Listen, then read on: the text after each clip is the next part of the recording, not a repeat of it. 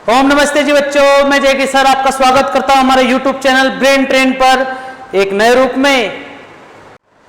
Foundation batch वाले बच्चों के लिए आज यह लेक्चर एक वरदान है, क्योंकि टॉपिक तो तुम्हें सामने ही दिख गया होगा, ट्रिग्नोमेट्री।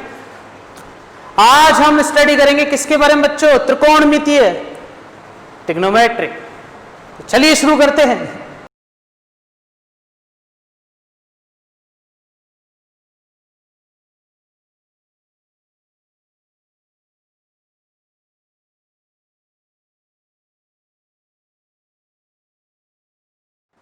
बच्चों देखना, मैंने तुम्हारे सामने कुछ फिगर बना रखे हैं ना। फिगर जाने माने लग रहे नहीं लग रहे तुम्हें? अब मैं इन सबके अगर नाम बोलूं, मैं हट जाता हूं तुम्हें दिखाने के लिए ना। पहले तो इसका नाम क्या होगा? इसमें 1 2 3 4 साइड है, तो ये क्वाड्रिलेटरल हो गया। सर्कल, स्क्वायर, ये भी क्वाड्रिलेटरल है।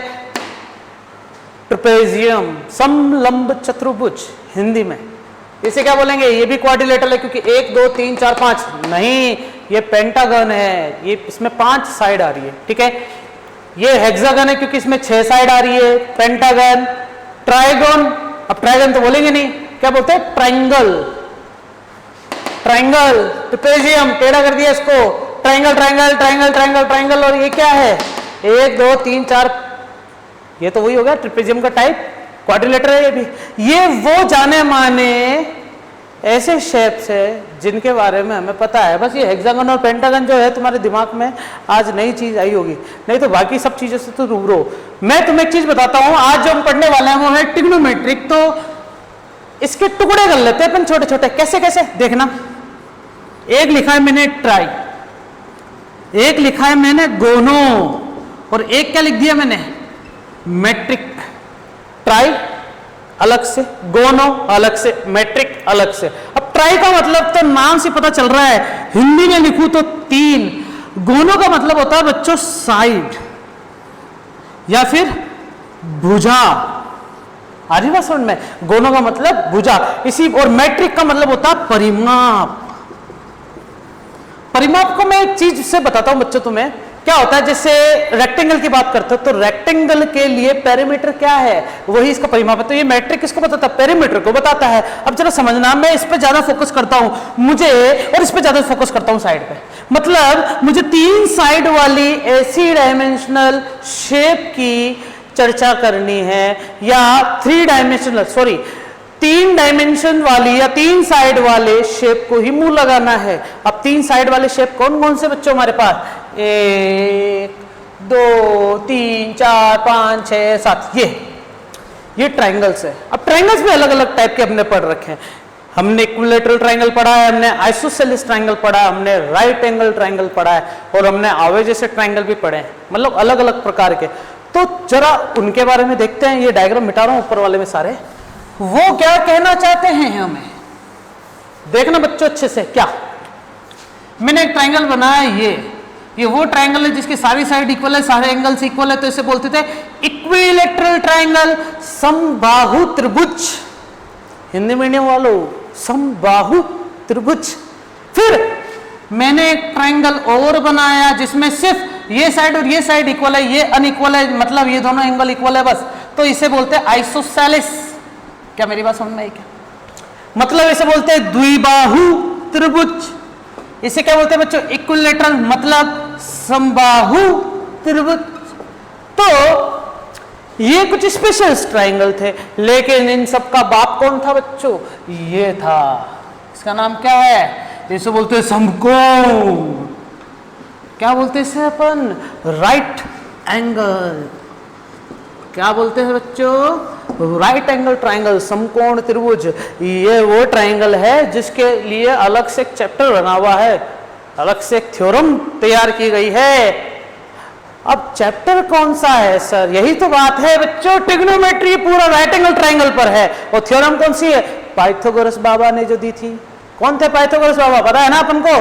आगे चल सकते हैं अपन, ठीक है। अब सुनना, ना तो हम इसकी बात करेंगे ना तो हम इसकी बात करेंगे। बात किसकी करेंगे? इसकी बात करेंगे। मतलब यहाँ पे जो 3 साइड वाला ट्राइंगल जो लेना है हमें, वो ये नहीं लेना है, ना कि ये लेना है हमें। लेना कौन सा है? Right angle triangle. मतलब ट्रिग्नोमेट्री में राइट एंगल ट्राइंगल को लेते हुए बहुत सारी वारदातें हुई है, बहुत सारे कांड भी हुए हैं, बस इन्हीं कांड को हमें इकट्ठा करके बहुत ही अच्छे से एक सम्मिलित रूप से पढ़ना है। स्टार्ट करें? ठीक है।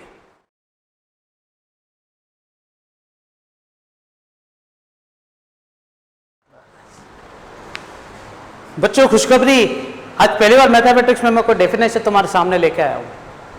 क्या है डेफिनेशन, क्या कहती है जरा देखना। Trigonometry is branch of mathematics, मतलब मैथमेटिक्स में हम ट्रिग्नोमेट्री को क्यों पढ़ते हैं उसका कारण है which deals with the measurements of, जो कि कौन से मेजरमेंट्स के साथ डील करती है, angles and sides of a triangle. मतलब हम ट्रायंगल के एंगल और ट्रायंगल के साइड्स के आपस में एक दूसरे के साथ रिलेशनशिप्स निकाल के अलग अलग प्रकार के स्टडी करते हैं, वही ट्रिग्नोमेट्री है। और मैं तुम्हें बता दूं बच्चों कि ट्रिग्नोमेट्री को सबसे पहले हमारी इंडिया से ही स्टार्ट किया गया था। मतलब ट्रिग्नोमेट्री का आधार है क्या वास्तव में? इंडिया। अगर तुम्हें ये सुन के अच्छा लगा तो ये चैप्टर भी बहुत अच्छा लगेगा, अगर तुम्हें सुन के बुरा लगा तो तुम देशद्रोही हो। तो इसका मतलब ये चैप्टर अच्छे से पढ़ना। स्टार्ट करें? देखना बच्चों, मैं क्या कहना चाह रहा हूं, मैं ये कहना चाह रहा हूं कि ट्रायंगल के एंगल्स और ट्रायंगल की साइड्स के बीच में अपन रिलेशनशिप निकाल के ट्रिग्नोमेट्री को डिफाइन करेंगे। ट्रिग्नोमेट्री क्या है? ऐसी ब्रांच है मैथमेटिक्स की जिसके हम किसको डील करते हैं, किसी भी ट्रायंगल के साइड्स और किसी भी ट्रायंगल के एंगल्स के बारे में चर्चा कर लेते हैं। मैंने तुम्हें पहले बता दिया है कि ट्रिग्नोमेट्री के अंदर हम राइट एंगल ट्रायंगल को ही मुंह लगाएंगे। ठीक है, सुनना। सबसे पहले मैं तुम्हें एक चीज बता दूं कि राइट एंगल ट्रायंगल हमारी लाइफ में क्या इंपॉर्टेंस रखता है, राइट एंगल ट्रायंगल की क्या क्या जानकारी हमें होनी चाहिए। तो मैं कुछ डायग्राम बनाता हूं, तुम्हें जज करना है कि वो राइट एंगल ट्रायंगल है या नहीं।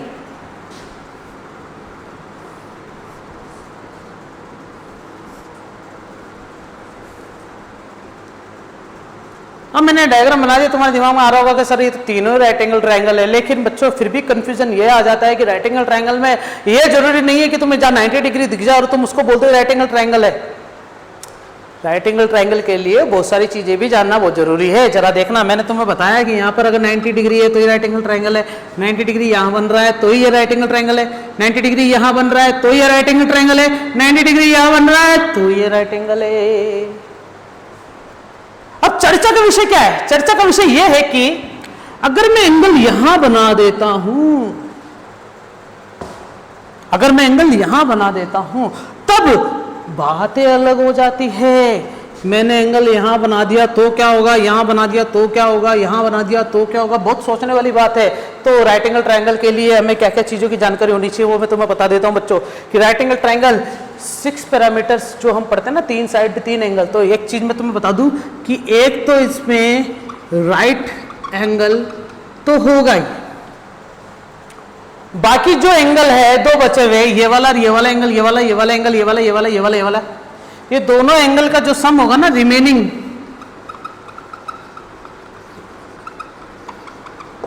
एंगल का सम जो होगा वो क्या होगा, 90। क्योंकि एंगल सम प्रॉपर्टी क्या कहती है कि ट्रायंगल के तीनों एंगल का सम, इंटरनल तीनों एंगल का सम क्या होगा, 180 डिग्री। एक 90 हो गया तो बाकी कितने बचे, 90 डिग्री। मतलब अब इन दोनों को आपस में 90-90 बांटना पड़ेगा, 90 को बांटना पड़ेगा, 90-90 नहीं। इसका मतलब अगर इसने 30 या मान लो इसने 53 ले लिया है तो ये कितना लेगा बच्चों, 37 लेगा।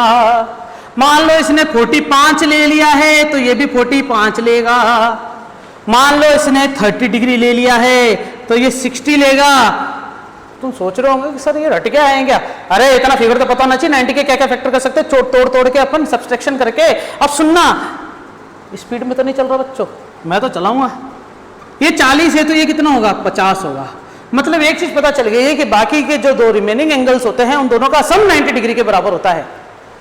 समझ सकते हैं ना ये चीज। तो अपन इस पूरी कहानी में एक कंक्लूजन जो मैं निकालना चाह रहा था वो ये था कि जो रिमेनिंग जो 2 एंगल्स होते हैं ना, इन दोनों का सम मुझे पता है 90, लेकिन एक सिंगल एंगल जो होगा ना, सिंगल एंगल इन दोनों में से जो भी टूटेगा वो दोनों के दोनों किस में टूटेंगे, एक्यूट एंगल्स में टूटेंगे। अब एक्यूट एंगल्स क्या होते हैं बच्चों, न्यून कोण। अब ये न्यून कोण तो सोचने वाली बात है, अगर तुमने ढंग से पढ़ा होगा मैथमेटिक्स को बचपन में तो वहां एक न्यून कोण और एक अधिक कोण की बातें हुई होगी। Acute angle and obtuse angle, तो वही ये दोनों एंगल 90 से छोटे होंगे तो वो दोनों क्या होंगे, एक्यूट एंगल। अच्छा जरा देखना बच्चों, वीडियो पॉज करते करते उतारते भी चलना साथ साथ, जो जो इंपॉर्टेंट तुम्हें लगे। सारा उतारने की जरूरत नहीं है, मैं डिस्क्रिप्शन में तुम्हें लिंक दे दूंगा, सारा नोट्स वहां तुम्हें अवेलेबल हो जाएंगे। वाह सर क्या बात है, ये तो आपने हमारे ऊपर बहुत बड़ा एहसान कर दिया है, थैंक यू बच्चों। बस आगे देखना, इस राइट एंगल ट्राइंगल के लिए मैं तुम्हें बता दूं, ये तो 90 डिग्री होगा ही होगा। हम मान लेते हैं कि एंगल बनता है यहां थीटा। अच्छा यही सोच रहे होंगे सर ये क्या है, आप लिखे जा रहे थे ये क्या बना रहा, जीरो को काट दिया बीच में से, तुम्हारा तो पहली चीज है ना ये थीटा। तो आज थीटा की बात करते हैं बच्चों। मैथमेटिक्स जगत में कुछ स्पेशल सिंबल्स होते हैं, जैसे कि तुमने पढ़ा था ना, लिख लिख कर पढ़ा हथेली पर अल्फा बीटा गामा का छाला, कंसंट्रेटेड H2SO4 ने पूरा बचपन जला डाला। कहाँ पढ़ा सर, सुना था तो है, 3 इडियट में गाना है, वहां से चोरी करा मैंने। तो ये जो अल्फा बीटा गामा है ये स्पेशल सिंबल्स कहलाते हैं। वैसे ही ये थीटा भी क्या है, स्पेशल सिंबल है जो कि एंगल को रिप्रेजेंट करने के काम आता। कहीं कहीं पे थीटा को टेम्परेचर से भी रिप्रेजेंट करेंगे जब तुम साइंस लोगे, जब तुम साइंस लोगे तब की बात कर रहा हूं। अभी वापस आ जाओ, मैंने यहाँ पर ये बताया कि अगर एंगल यहाँ पर एक्यूट बन रहा है तो उस एक्यूट एंगल को किस नाम से रिप्रेजेंट करेंगे, थीटा से। सिंबल कैसे होता बच्चों, ऐसे छोटा सा गोला बनाना, सर बड़ा बना रहे हो आप तो तुम्हें दिखाने के लिए बच्चों, और इस टाइप से बना होगा, और जल्दबाजी में कैसा बन जाता है, ऐसा बन जाता है, चलेगा बच्चों। ओ ऐसा भी होता है क्या, ठीक है। अब थीटा की बात करते हैं, थीटा में से क्या होगा बच्चों, एक्यूट एंगल होगा। अब सुनना मेरी बात, ये थीटा बना कैसे होगा सोचना। मैं तुम्हें एक चीज बताना चाहता हूं, मान लेते हैं कि एक दीवार हमारे सामने खड़ी है, हाँ ये है वो दीवार। दीवार फिल्म की बात नहीं कर रहा मैं, असलियत की दीवार की बात कर रहा हूं। अब इस दीवार पे मुझे लगाने सिड्डी। अब सिड्डी लगाने के लिए क्या करना पड़ेगा तुम्हें, दीवार से थोड़ा दूर जाना पड़ेगा। अगर ये दीवार थी और अगर ये सिड्डी पड़ी है ऐसे नीचे, तो यहां से सिड्डी को उठा के यहां टच करना है। लेकिन बच्चों सोचने वाली बात है कि तुम सिड्डी को यहां रख दोगे तो क्या सिड्डी ऐसे खड़ी करोगे या सिड्डी को ऐसे खड़ी करोगे, ऐसी खड़ी करोगे ना, तो उसके लिए सबसे पहले तुम्हें यहां से यहां तक थोड़ा खींचना पड़ेगा, सिड्डी की टांग पीछे खींचनी पड़ेगी, तभी तो वो सिड्डी इस दीवार पर अटकेगी। अगर सिड्डी को दीवार के ऐसे लगा दोगे तो कभी भी सिड्डी किसी के भी सर पे गिर जाएगी। मूवीज में ऐसा होता है ना कि सिड्डी पे चढ़ते चढ़ते सिड्डी गिरा देते हैं, लेकिन सिड्डी तुमने नोटिस करी होगी कि वो हमेशा इंक्लाइंड रहती है, दीवार से हमेशा इंक्लाइंड रहती है, लेकिन कंडीशन अप्लाई है कि उसका जो बॉटम होता है, उसकी जो टांगे होती है उसको खींचा हुआ होता है, किससे, यहां से, दीवार के बॉटम से। तो ये सिड्डी ऐसे, ये सिड्डी है बच्चों, तुम लगने वाले मानना पड़ेगा, ये सिड्डी जो है वो ऐसे रहेगी। इसका मतलब ये जो साइड है ना ये सिड्डी की, इसको इंक्लाइन किया जाता है किससे, बेस से। तो यहां पर मैं यही बताने जा रहा था बच्चों कि ये जो साइड होती है जहां से सिड्डी इंक्लाइन रहती है उसको क्या बोलते हैं अपन, बेस, मतलब आधार। तो आधार और बेस का आविष्कार कैसे हुआ, अगर कोई बेस नहीं होता तो क्या तुम वहां सिड्डी रख पाते क्या। मान लो कि दीवार इतनी बड़ी है, सिड्डी भी इतनी बड़ी है, लेकिन साला गली इतनी छोटी है, तब क्या करोगे, तब भी यही करना पड़ेगा, सिर्फ इधर तक ही तुम सिड्डी अप्लाई कर सकते हो, इससे आगे तो खींच नहीं सकते। ऐसा थोड़ी है गली के यहाँ पर एक और मकान बना हुआ तो उस मकान वाले को बोलो ओए तेरा मकान हटा यहाँ से, मेरे को मेरी सिड्डी घुसेड़नी है, ऐसा थोड़ी कर सकते हो तुम। सही बात है ना मनीष सर, नहीं कर सकते ना सर। तो यहां पर भी यही बोलना चाह रहा हूं मैं कि बेस बहुत ही इंपॉर्टेंट वर्ड है किसी भी राइट एंगल ट्राइंगल के लिए या ट्रिग्नोमेट्री को पढ़ने के लिए। आओ बच्चों थोड़ा थोड़ा मेरे पीछे पीछे, मैंने तुम्हें एक चीज बता दी है कि ये थीटा एंगल तब बनेगा, मतलब सिड्डी को इंक्लाइन तब करेंगे, मतलब सिड्डी को टेढ़ा तब करेंगे, एंगल तब बनाएंगे जब बेस डिसाइड होगा। तो डायग्राम में जैसा मैंने पहले बनाया था वही चीज है, एंगल थीटा है और ये क्या कहलाएगा बच्चों, बेस। अभी जो 90 डिग्री है, 90 डिग्री के सामने वाली जो साइड है ना, ये वाली, ये सुगली सी जो साइड है, इसे बोलते हैं हाइपोटेनियस। ओहो क्या बोलते हैं बच्चों, हाइपोटेनियस, हाइपोटेनियस बोलते हैं वैसे तो, लेकिन टेनियस मैं बोलता हूं, ठीक है ना। हाइपोटेनियस का मतलब होता है कर्ण, जो टेढ़ा है, जो टेढ़ा होता है 90 डिग्री के सामने, तो उसे अपन क्या बोलते हैं, हाइपोटेनियस मतलब कर्ण। और बची आखिरी साइड, अब इस दीवार को भी तो नाम देना पड़ेगा, तो दीवार हटा दो और इसे अपन बोलते परपेंडिकुलर। क्या बोलते हैं बच्चों? परपेंडिकुलर। मतलब गर्मी की बात है तो कूलर है ये। मतलब क्या है बच्चों? ये परपेंडिकुलर, मतलब हिंदी में इसे कहेंगे लंब।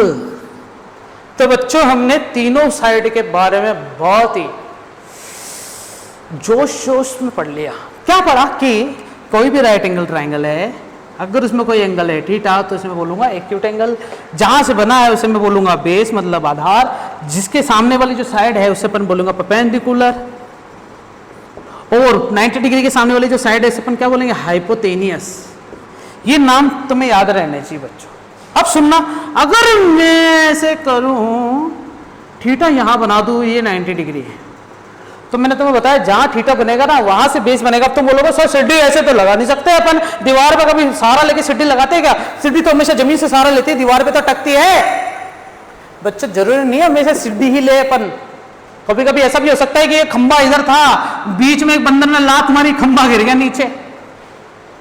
हो सकता है ना, कुछ भी हो सकता है, टेढ़ा हो गया खंबा, तब यहां पर भी एंगल बनेगा। तो सुनना, जहां एक्यूट एंगल बनता ना उसको तुम बेस मानोगे, इसके सामने वाली साइड को परपेंडिकुलर मानोगे, और ये 90 डिग्री सामने वाली को क्या बोलोगे तुम? हाइपोटेनियस। एक ट्रायंगल और बनाओ बच्चों, देखना इस ट्रायंगल के बारे में। देखो ये 90 डिग्री यहाँ थीटा है, तो बच्चों इसको तुम बेस बोलोगे, इसको तुम परपेंडिकुलर बोलोगे क्योंकि नहीं थीटा के सामने, और इसको क्या तुम बोलोगे? हाइपोटेनियस। चलो इसका बताओ बच्चों,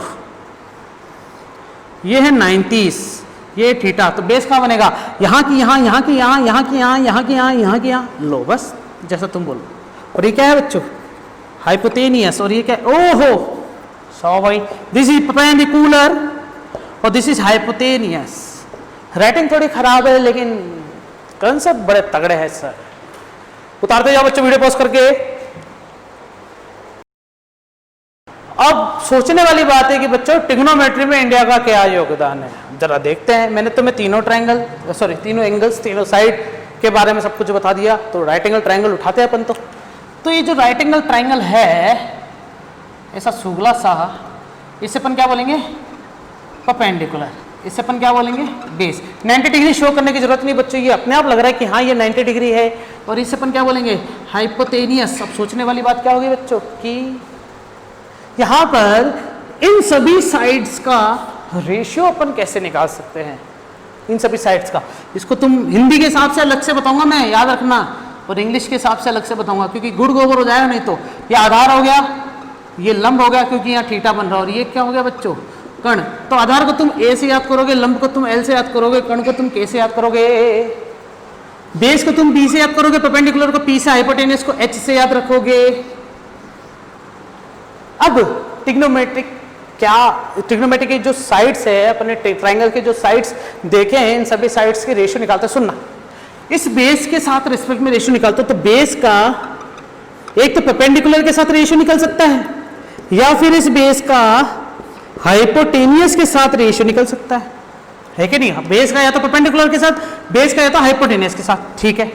इसी प्रकार इसी बेस का या तो, ओहो बेस तो ले लिया ना, अब लेंगे परपेंडिकुलर। इस परपेंडिकुलर का या तो बेस के साथ रेशियो निकल सकता है, और इसी परपेंडिकुलर का या तो हाइपोटेनियस के साथ रेशियो निकल सकता है।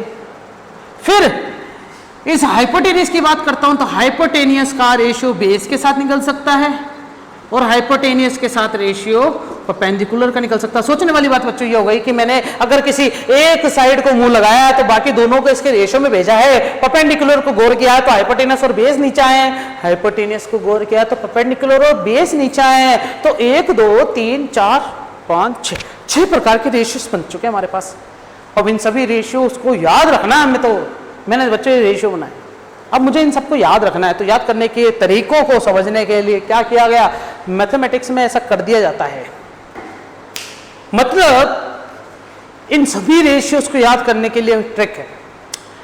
यही बच्चों तुम आधार बटे लंब, आधार बटे कण, लंब बटे आधार, लंब बटे कण, कण बटे आधार, कण बटे लंब, ऐसे अनुपात बना के लिख सकते हो। लेकिन इन सबको याद करने का तरीका तो इंग्लिश मीडियम में भी और हिंदी मीडियम में भी, दोनों में सेम है। तो क्या है वो, जरा देखना। ये रेशियो उतारना बच्चों की, इतने प्रकार के रेशियोस बनते हैं। अगर नहीं उतारा है तो कोई बात नहीं, क्योंकि अब उतारोगे, देखना जरा कैसे। तुम्हें क्या करना है,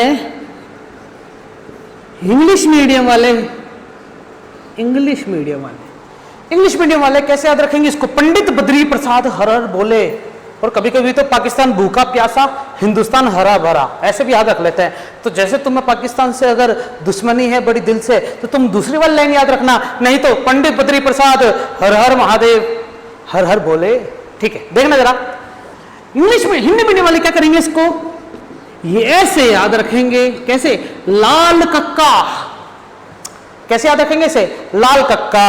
लाल कक्का मतलब, अब इन सभी रेशियो को थोड़ा देखते हैं कि क्या है। अब मैं जरा नोटिस करवाता हूं तुम्हें चीज, इसको तुम साइड में कर दो, इसी से समझना, बाकी आगे की सारी चीजें क्या है वो। ये जो रेशियो सब मैंने तुम्हें बनाया सामने है ना, इसमें से एक रेशियो ये निकलता है, एक ये निकलता है और एक ये निकलता है। अब ऊपर से नीचे सुनना, पहला रेशियो आता है P/H, तो मैंने यहां लिख दिया P/H, मतलब क्या हो गया ये, परपेंडिकुलर अपॉन हाइपोटेनियस। दूसरा आता B/H, ओहो, मतलब बेस अपॉन हाइपोटेनियस। इसी प्रकार P/B। मेरे ख्याल से बच्चों तुम्हें मजा तो आ ही रहा होगा कि हाँ सर समझ में आ रहा है। अब इन सबको उल्टा भी करते चलो बच्चों, उल्टा मतलब जस्ट इसका उल्टा मतलब B/P है कि नहीं है। तो यहां मैं लिखता हूं बच्चों B, अरे यार थोड़ा सा इधर आ जाओ बच्चों तुम, यहां लिखता हूं मैं B/P, ओहो, B/P मतलब बेस अपॉन परपेंडिकुलर। अगला H/B, उल्टा चलेगा ना, पहला ये ले लिया, दूसरा ये ले लिया, तीसरा ले लिया, चौथा उल्टा चलेगा, और पांचवा ये H/B, तो मतलब H/B मतलब हाइपोटेनियस अपॉन बेस। बच्चों देखो B/H ले चुके हैं अपन, अब ले रहा हूं हाइपोटेनियस अपॉन बेस, फिर इसका उल्टा H/P मतलब हाइपोटेनियस अपॉन परपेंडिकुलर। बस इन्हीं सभी को शॉर्ट ट्रिक से याद रखेंगे, सबका नाम भी है, क्या है जरा देखना। पहले वाला जो रेशियो से नाम दे दिया गया बच्चों, साइन, याद रखना बच्चों, मेरी आदत पड़ चुकी है कैपिटल लेटर लिखने की ऐसे SIN, जबकि होता क्या है स्मॉल लेटर ही होता है, लेकिन आदत पड़ गई पहले लेक्चर की। मतलब मैं 10 लिखूंगा तो ऐसे लिखूंगा, जबकि लिखना कैसे चाहिए, ऐसे। बहुत सारी चीजें जरा तुम शुरुआत से कर रहे हो तो तुम्हारी आदत ऐसी रहनी चाहिए। फिर दूसरा जो आता है उसे लिखते हैं कोसाइन, तीसरा जो आता है उसे लिखते हैं टेंजेंट, फिर इसको लिखते हैं कोटेंजेंट, इसे लिखते हैं सेकेंड, और इसे लिखते हैं को सेकेंड। सर क्या बकवास कर रहे हो, हमने भी पढ़ी ट्रिग्नोमेट्री, तो ऐसा तो कुछ नहीं पढ़ा हमने। तो बच्चों वास्तविक में नाम तो यही होते हैं, लेकिन हम पढ़ते क्या हैं, साइन थीटा। हम पढ़ते क्या हैं, कोस theta, tan theta, cot theta, इसका लिख देता हूं सेक थीटा, और इसका नीचे लिखना पड़ेगा कोसेक थीटा। बच्चों तुमने एक चीज नोटिस कर लोगे, मैंने SC तो T से ही लिखा बस, फिर ये CBC लिखा, SC, ये सब बड़े में लिख दिया, जबकि लिखने क्या चाहिए थे, ये भी स्मॉल लेटर्स में, लोअर केस में लिखने चाहिए थे। तो मेरी आदत बहुत बुरी पड़ चुकी है, तो मैं तो ऐसे लिखता हूँ, कोई चेक नहीं करता है ना नंबर कटता है, लेकिन वास्तविकता यही है कि सारे लोअर केसेस में होनी चाहिए। अब सोचने वाली बात है, सर इन चीज़ों के बारे में थोड़ा और बताओ ना, ये क्या है, ये जो आपने ब्लू मार्कर में लिखे हैं बच्चों, इसके बारे में बता देता हूं कि वास्तविकता यही है। ये साइन के नाम से जाना जाता है, ये कोसाइन के नाम से, ये इनकी फुल फॉर्म है या इनका फुल वर्ड है, लेकिन इनको शॉर्ट में याद रखने के लिए sine cos tan, cot sec cosec ऐसे याद रखा जाता है। अच्छा, इनके पीछे एंगल भी जोड़ा जाता है, अगर ये साइन है तो यहाँ पर थीटा आएगा, cosine theta, tan theta, cotangent theta, second theta, को सेकेंड थीटा। अब इतना बड़ा अपन बोलेंगे तो अपना नहीं हो जाएगा मुंह से, इसलिए याद करने का तरीका क्या है बच्चों, sine theta, cos theta, tan theta, cot theta, sec theta, cosec theta. इसका मतलब ट्रिग्नोमेट्रिक रेशियोज हमने यहां पर किसकी बात कर ली है, ट्रिग्नोमेट्रिक रेशियो की बात कर ली है। क्योंकि रेशियो तो है, हमने जो भी बात करी अभी तक ये सारे रेशियो से, और रेशियो की ही अपन ने ब्रीफली स्टडी करके इसको नाम दे दिया गया ट्रिग्नोमेट्रिक रेशियो। ट्रिग्नोमेट्रिक क्यों? क्योंकि किसी भी ट्राइंगल के तीनों एंगल और तीनों साइड के बीच में रिलेशनशिप निकाला है, और यही क्या कहलाते हैं बच्चों? Trigonometric ratio. कितने होते हैं टोटल? 6। कौन कौन से लाइन से लिखता हूं बच्चों? Sine theta, cos theta, tan theta, cot theta, sec theta और कोसेक थीटा। बच्चों ये हो गए हमारे पास ट्रिग्नोमेट्रिक रेशियो। और हिंदी मीडियम वाले इसको लाल कक्का से कर लेना बच्चों। यहां से तुम्हें क्या करना है? LAL KKA, पहला अनुपात, दूसरा अनुपात, तीसरा अनुपात, इसलिए इसे कहते हैं त्रिकोणमितीय अनुपात। चौथा, पांचवा, छठा इसके उल्टा करके कर लेना। अपने आप नोट्स बनाना सब जने, ठीक है? कुछ पोर्शन हिंदी का बताएंगे, कुछ पोर्शन इंग्लिश का बताएंगे, लेकिन मजा दोनों को आएगा बराबर बराबर। क्या मेरी बात समझ में आएगी? अभी तक अपन ने जो भी बात करी है वालों, क्या आगे चल सकते हैं अपन? ठीक है, उतारो वीडियो पोस्ट करके सारा।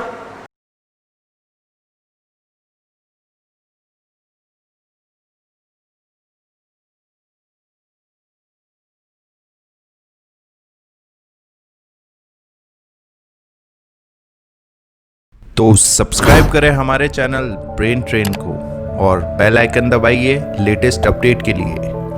वीडियो को लाइक कीजिए।